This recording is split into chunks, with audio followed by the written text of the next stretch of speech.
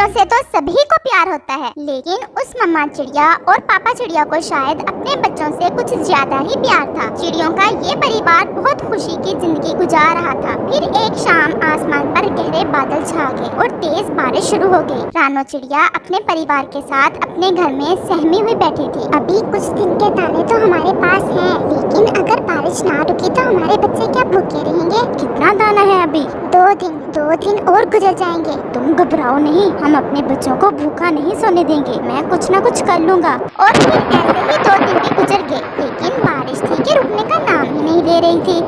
इसी बात का मुझे डर था, आज शाम के लिए दाना नहीं है।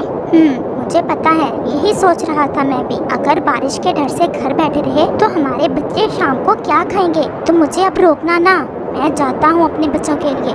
नहीं, मैं आपको ऐसी बारिश में नहीं जाने दूंगी। बहुत ठंडी हवा है साथ, आप कैसे ऐसी बारिश और तेज हवा में उड़ सकेंगे? और वैसे भी आपने तो आज भी दाना नहीं खाया। आप जितना भी छुपाओ, मुझे सब पता है, आपको भूख भी लगी हुई है। रानो चिड़िया, मेरी जिंदगी, मेरी पत्नी और मेरे बच्चे हैं। मेरा अस्तित्व तुम ही से है। अगर मेरी आंखों के सामने तुम्हें कुछ हो तो मैं कैसे देख पाऊंगा? मुझे जाना ही होगा। बस तुम उम्मीद न छोड़ना, मैं वापस जरूर आऊंगा। कुछ नहीं होगा। मेरे इन छोटे छोटे बच्चों को मैं भूखा नहीं देख सकता। मैं इंतजार करूंगी। और ऐसे कहते हुए पापा चिड़िया दाना लेने निकल जाता है।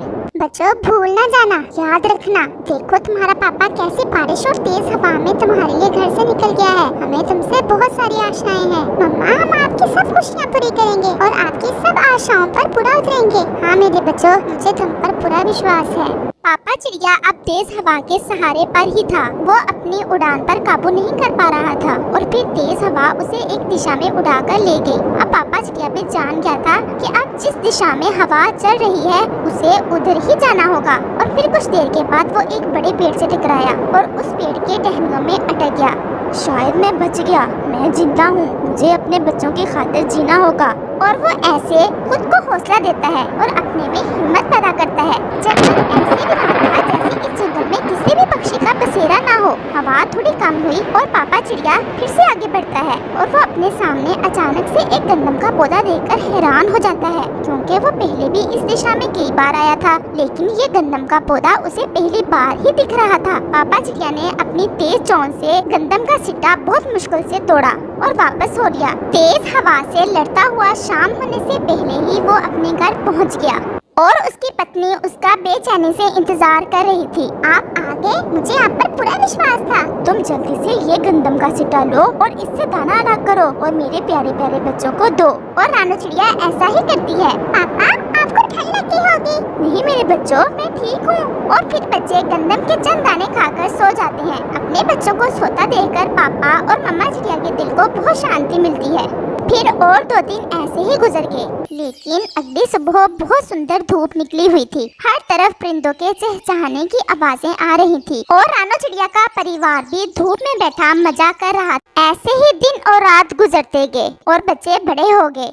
माँ, मेरी बात का बुरा ना मानना, मैं आपका बड़ा बेटा हूँ, लेकिन सारी जिम्मेदारी क्या मेरी ही है? कुकू को भी तो चाहिए ना, थोड़ा बहुत दाना घर लाया करे। अगर मैं पापा के लिए दाना लाऊं तो वो कम से कम आपके लिए तो लाया करे। शाबाश मेरे बच्चे, आज तुमने आखिर जुबान खोल ही दी कि हम बोझ हैं तुम दोनों पर। और ऐसे में छोटा बेटा कुकू भी आ जाता है। कुकू, सुन लो अपने भाई से, ये कुछ कहना चाहता है तुमसे। माँ, मुझे पता है ये क्या कहना चाहता है। दाने के अलावा और भी बेशुमार काम होते हैं, मैं कौन कौन सा करूँ? अगर ये अपनी जगह तंग है तो खुश मैं भी नहीं हूँ। शर्म करो, तुम दोनों अपनी माँ से ऐसी फजूल बातें कर रहे हो। अगर हमें अब इतनी ताकत नहीं रही कि अपने लिए दाना ला सके तो हमारा दिल भी ना दिखाओ। ऐसी बातें करने से बेहतर है तुम हमें भूखा मर जाने दो। इसमें क्या दिल दिखाने वाली बात है, सच ही तो कहा है। ऐसे कहते हुए इनका बड़ा बेटा उड़ जाता है।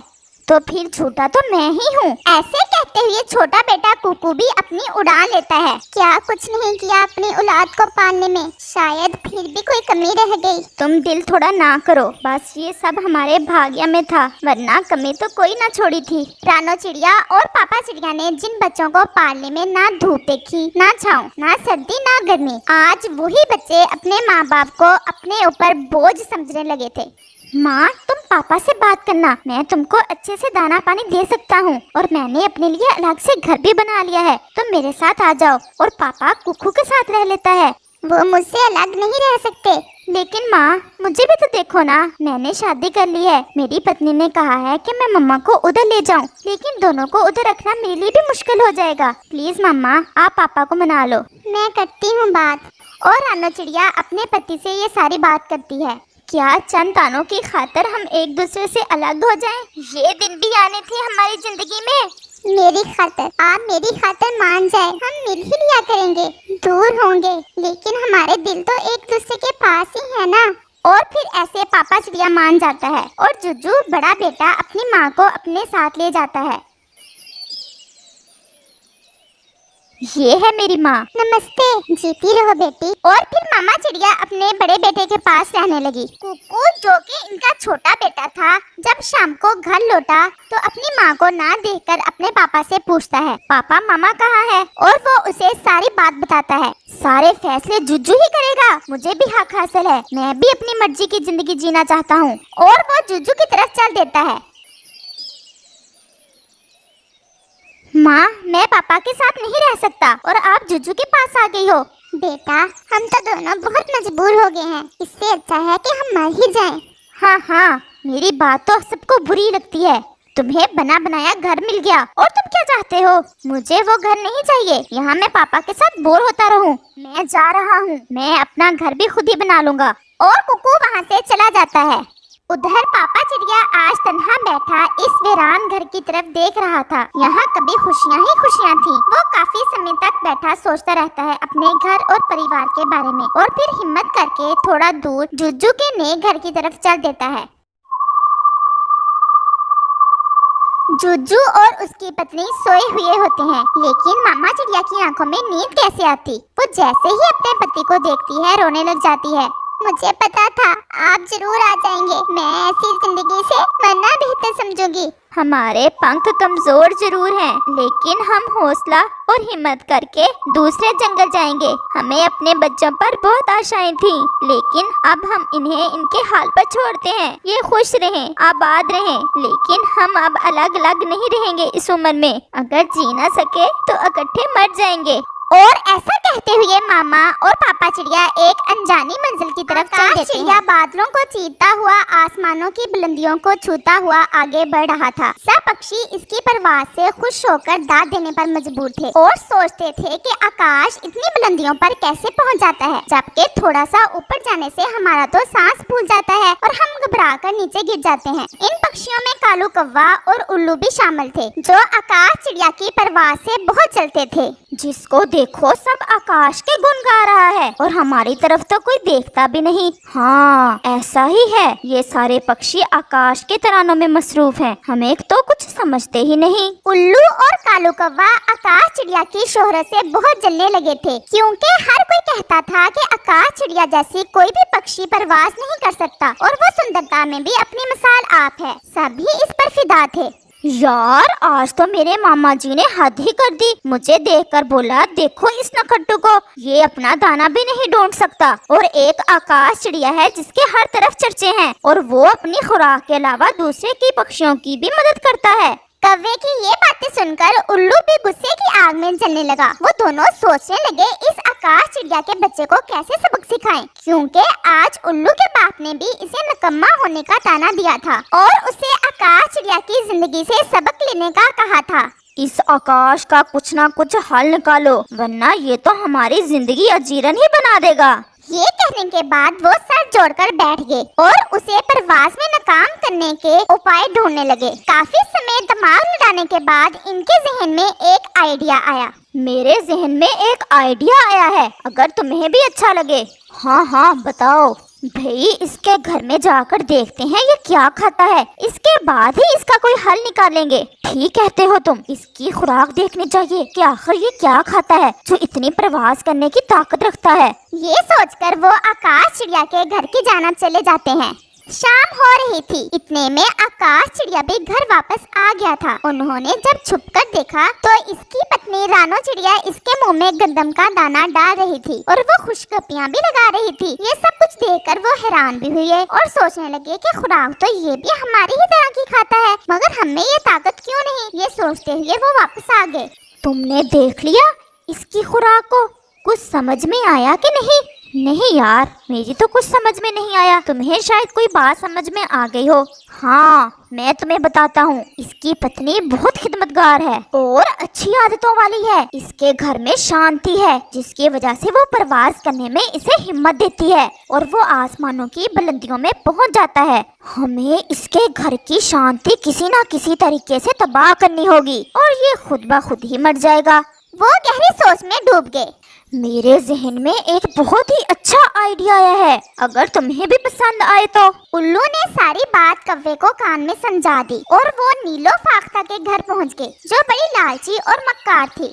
इसने उल्लू और कव्वे को देखकर कहा, आओ मेरे बच्चों, आज मेरे पास आपका कैसे आना हुआ? आंटी, हम आपके पास एक काम की गरज से आए हैं। अगर आप हमारा ये काम कर देंगी तो हम आपको ढेर सारे सरसों के दाने ला देंगे। सरसों के दानों का सुनकर नीलो फाख्ता के मुंह में पानी भर आया और कव्वे ने सारी कहानी इसे सुना दी। तुम लोग इस काम को अब मुझ पर छोड़ दो, मैं ऐसे काम करने में बहुत माहिर हूँ। बेफिक्र होकर तुम घर जाओ और दानों का बंदोबस्त करो, तुम्हारा काम हो जाएगा। उल्लू और कव्वा घर को लौट आते हैं। दूसरे दिन नीलो फाख्ता आकाश चिड़िया के घर पहुँच जाती है और आकाश की पत्नी को देखकर कहती है, बेटे मैं घर से काम से निकली हुई थी, सोचा तुम्हें भी मिलते चलूं और तुम्हारी ये खास तिथि पूछती चलूं। आंटी, आपने बहुत अच्छा किया, ये आपका अपना ही घर है, आपका बहुत धन्यवाद। बातें करते करते नीलो फाख्ता ने कोई बात रानो चिड़िया के कान में कही, जिससे सुनकर वो बहुत परेशान हो गई। बात करने के बाद फाख्ता ने इजाजत ली और घर को चली गई।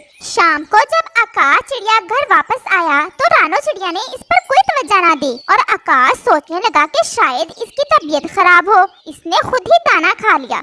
दूसरे दिन भी इसी तरह वो वापस आया। रानो चिड़िया ने इसकी कोई बात ना पूछी। अब तो आकाश चिड़िया बहुत ज्यादा परेशान हो गया और उसने रानो से पूछा, रानो, तुम्हारी तबीयत तो ठीक है ना? चलो डॉक्टर से दवा ले आते हैं। मगर रानो ने गुस्से से मुंह दूसरी तरफ फेर लिया। ये देखकर आकाश समझ गया कि इसे कोई ना कोई मुझसे नाराजगी है, जिसकी वजह से वो मुझसे बात नहीं कर रही। आकाश ने भी दाना नहीं खाया और भूखा ही सो। अब तो वो बहुत परेशान रहने लगा था और इसकी वो पहले वाली उड़ान भी नहीं रही थी और वो दिन ब दिन कमजोर होता जा रहा था। जब कालू कव्वे और उल्लू ने इसकी ये हालत देखी तो वो बहुत खुश हुए। मुझे तो यार इस बेचारे की ये हालत देखकर इस पर दया आती है। इसकी वजह से हमें रोज घर वालों के ताने सुनने पड़ते थे। अब आया ना मजा, ऐसे ही तड़प तड़प कर भूखा जान देगा।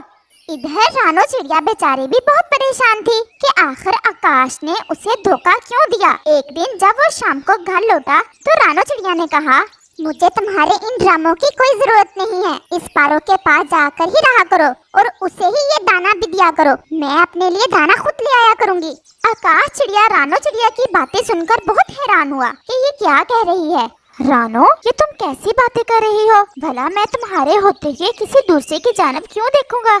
मुझे सब पता चल चुका है कि तुम इसके साथ गप्पे भी लगाते हो और इकट्ठे दाना भी खाते हो। तुम मेरा विश्वास करो, ऐसा कुछ भी नहीं है। तुम्हें किसी ने बहकाया है मेरे खिलाफ। मैं आज भी तुम्हारी दिल से कदर करता हूँ। मगर रानो चिड़िया के दिमाग पर इन बातों का कोई असर ना हुआ, क्योंकि नीलो फाख्ता ने इसके कान अच्छी तरह से भरे हुए थे और वो फूट फूट कर रोने लगी। दूसरी जानब नीलो फाख्ता के पास भोजन की किल्लत होने लगी तो इसने सोचा, क्यों ना उल्लू और कव्वे से अपनी वेतन ले आऊं, और वो उनके पास पहुंच गई। बताओ कैसे किया तुम्हारे काम को मैंने तरीके से? अब वो आकाश चिड़िया भूख और परेशानी से कमजोर होकर मर जाएगा। इस तरह तुम्हारे रास्ते का कांटा भी खत्म हुआ और रोज तुम्हें ताने भी नहीं सुनने पड़ेंगे। अब लाओ मेरी वेतन मुझे दो, सरसों के दाने। ये सुनकर कव्वा और उल्लू मुस्कुराए, क्योंकि वो दोनों तो पहले दर्जे के निकम्मे थे। उनके पास दाना कहाँ था और वो मुस्कुराते हुए बोले, आंटी, अब तो सरसों का मौसम नहीं है, मौसम आने पर देंगे। ये बात नीलो को बहुत बुरी लगी। तुमने मुझसे कहा था कि हमारे पास सरसों के दाने पड़े हैं जो तुम्हें दे देंगे, और वो दोनों फिर मुस्कुराए आए। फाख्ता समझ गई कि इनसे मुझे कुछ नहीं मिलने वाला और वो गुस्से में आकाश के घर चली गई और सारी हकीकत रानो चिड़िया को बता दी। बेटा, मैंने लालच में आकर कव्वे और उल्लू के कहने पर तुम्हारी हंसती बसती जिंदगी में आग लगा दी। बेटा, मैंने आप लोगों से ज्यादती की है। अगर हो सके तो मुझे माफ कर देना, वरना जो सजा चाहो मुझे दे सकती हो। नहीं आंटी, जो सुबह का बुला शाम को घर लौट आए उसे भूला नहीं कहते। हमने आपको माफ किया। शाम को जब आकाश चिड़िया घर को लौटा तो रानो चिड़िया उसका इंतजार बड़ी बेसब्री से कर रही थी। जैसे ही उसे देखा वो रोने लगी। आप मुझे माफ कर दें, मुझसे बहुत बड़ी भूल हो गई। मुझे पहले पहचान कर लेनी चाहिए थी। मैंने आपको बहुत दुख दिया। और रोते हुए उसने सारी बात आकाश चिड़िया को सुना दी। ये सुनकर आकाश चिड़िया कव्वे और उल्लू पर बहुत निराश हुआ। इनको इसकी सजा जरूर मिलेगी। अगली सुबह आकाश चिड़िया ने कव्वे, उल्लू और बाकी सब पक्षियों को इकट्ठा किया और सारी बात इनको बता दी। ये बात सुनने के बाद सब पक्षियों ने कव्वे और उल्लू को चूंचे मार मार कर जंगल से निकाल दिया और आकाश और रानो की जिंदगी में खुशियाँ दोबारा फिर से लौट आई। अब आकाश पहले से भी ज्यादा उड़ान भरने लगा। प्यारे दोस्तों, इस कहानी से हमें ये सीख मिलती है कि हसद का अंजाम हमेशा बुरा ही होता है।